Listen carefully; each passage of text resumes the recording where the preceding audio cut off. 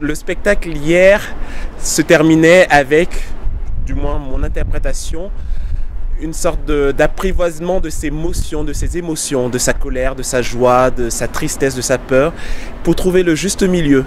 Et que la colère devienne une sorte de mouvement intérieur qui me pousse en avant, que la peur devienne une sorte de prudence, que la joie soit une joie intérieure, douce. Donc je repars avec ça. Ne pas balayer mes émotions, les accueillir, les apprivoiser et les laisser m'apprivoiser.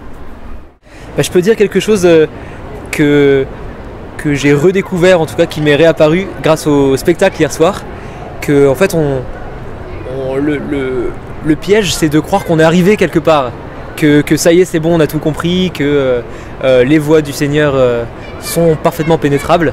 En fait on est toujours enfant, on est toujours au début de son chemin, et ça veut dire qu'il reste encore, le plus beau reste encore à venir. Et ça je pense que c'est une grande leçon d'Ignace dans le récit et qui nous transmet à tous. Donc voilà, on n'est qu'au début de l'aventure de la vie.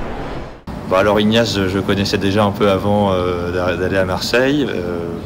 Peut-être ce qui m'a marqué ou ce qui m'a surpris, c'était de sentir sa fécondité toujours actuelle.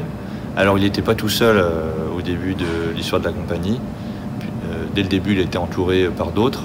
Mais de sentir que cette aventure collective continue et qu'elle est toujours pertinente pour aujourd'hui, qu'il y a un service à rendre du discernement, qu'il y a un service à rendre au service du monde et de l'Église.